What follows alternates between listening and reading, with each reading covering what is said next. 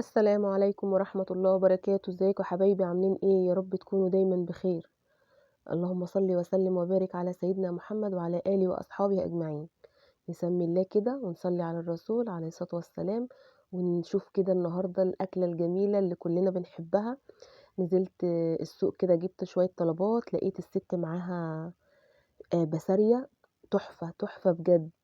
يعني أكلة لا يُعلى عليها وكلّنا بنحبها، وإلا بقى كمان لو إحنا عاملينها في البيت نضيفة وحاجة كويسة وعارفين إحنا حاطين إيه عليها، غير طبعًا ما نشتريها من محلات من برّه أولًا بالغلا، ثانيًا طبعًا مش عارفين هُم عاملين إيه والّا منضّفينها والّا أي حاجة، حاطين إيه عليها أصلًا.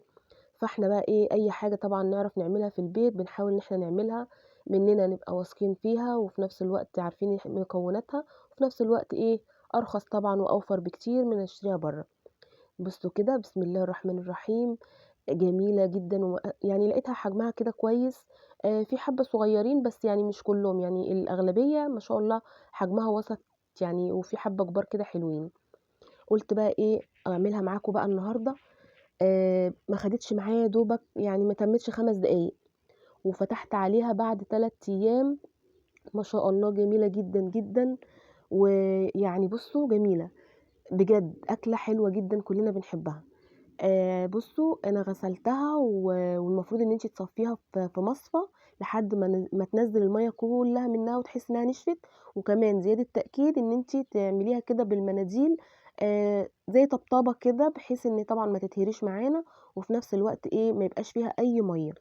هي الست قالت لي ناس كتير جدًا ما بتغسلهاش والمحلات كمان ما بتغسلهاش، فأنتِ حُرّة، عايزة تغسليها وتصفّيها كويس وتنشّفيها بمناديل زي ما أنا عملت كده، تمام. عايزة تسيبيها من غير غسيل، هي الست قالت لي كل المحلات طبعًا ما بتغسلهاش علشان أولًا ساعات بتعمل ريحة، ثانيًا تعيش معاهم.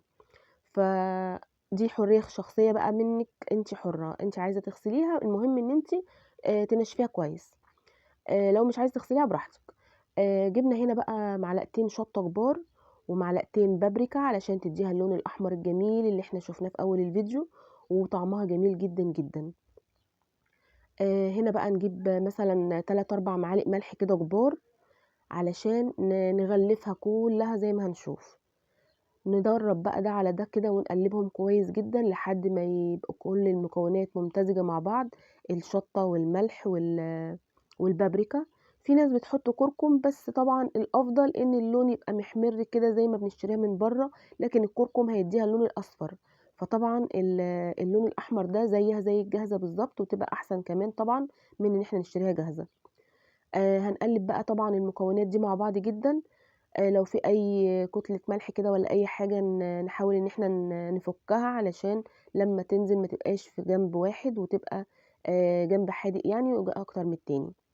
هنحاول بقى نقلّبهم كده وفي الطبق هاحاول أغلِّف على قد ما أقدر لحد ما آجي إيه بقى أحُطّهم في الحاجة اللي أنتِ هتحطّيها فيها، في برطمان بقى، في علبة، المهم حاجة تكون محكومة الغلق.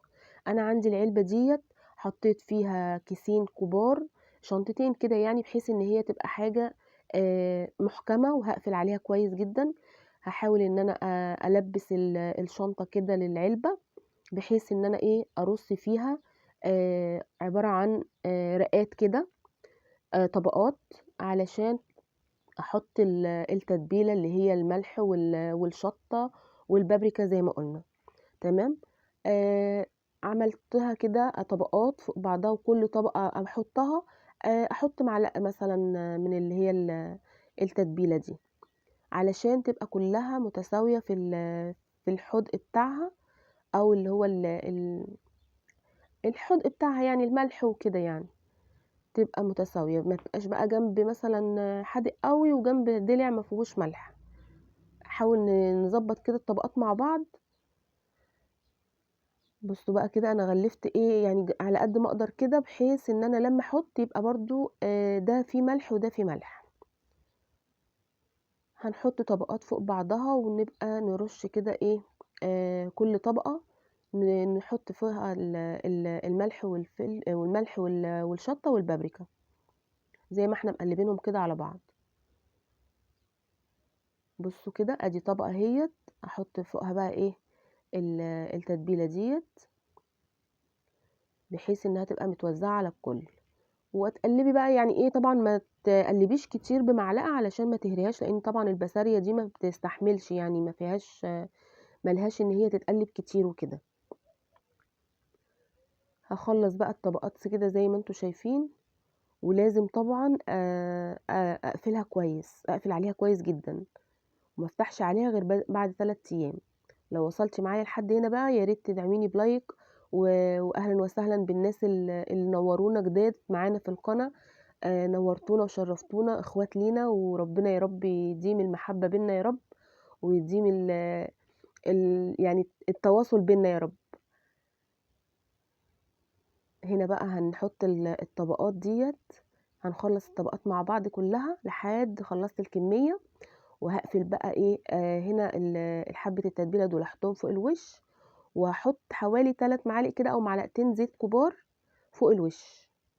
هتدينا بقى طعم ولمعه حلوه جدا، وفي نفس الوقت هتبقى ماده حافظه ليها، يعني علشان ما تعملش اي حاجه ولا ريحه ولا ريم ولا اي حاجه.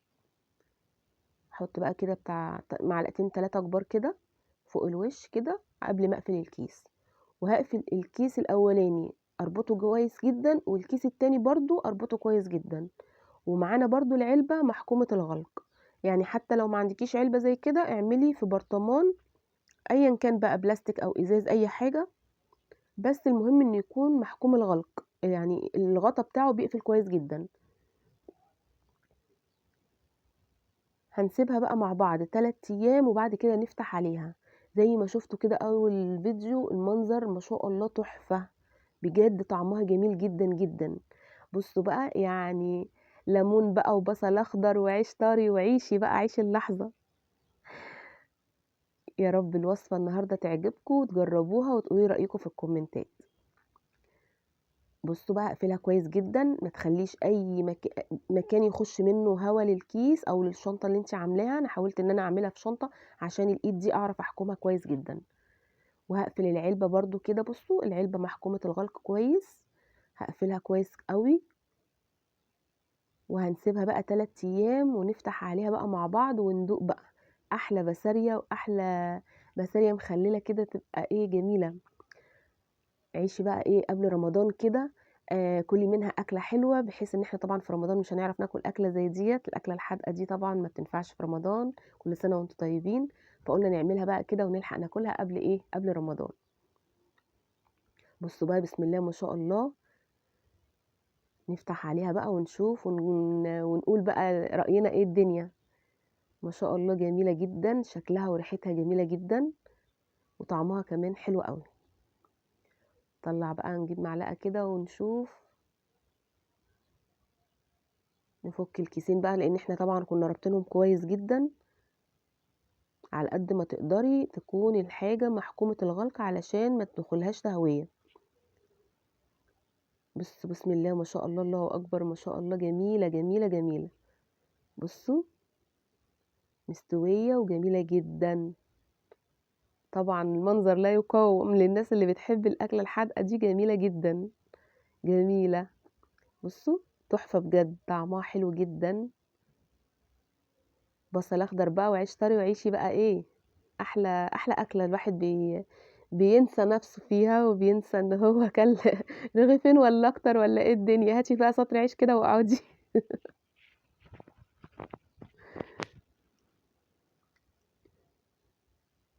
مش مشكله بقى لما تكون اكله كده في وسط الايام، ان احنا ايه نزود فيها بقى الكميه والعيش بقى، مش مشكله. نجيب معلقه بقى كده ونطلع. احنا قلنا نشوف بس ايه اول حاجه كده، ندوق واحده كده ونشوف الدنيا ايه، وبعد كده نجيب بالمعلقه بقى ونطلع ونعيش. بصوا ما شاء الله جميلة مستوية خالص. طريقتها سهلة وبسيطة، وفي نفس الوقت تبقى عندك في البيت. يا أي وقت كده مزاجك يجي الأكلة كده، طلعي وعيشي بقى. ايه رأيكم؟ يا رب النهاردة الفيديو يعجبكم، وتقولي رأيكم في الكومنتات. ما تنسونيش بقى في اللايك والكومنت الحلو اللي بيشجعني. باشوف كومنتاتكم يعني باتبسط جدًا منها والله ربنا اللي يعلم، بتفرحوني قد إيه بالكومنتات بتاعتكم الجميلة، لمّا بتكون حاجة بتعجبكم والله بتفرحوني جدًا. ليمون بقى علشان إيه، يعني برضه أي حاجة حادقة كده وبتبقى عايزة إيه، ليمون بقى وبصل أخضر كده وإيه، تمام. يا رب الفيديو يعجبكم، والسلام عليكم ورحمة الله وبركاته.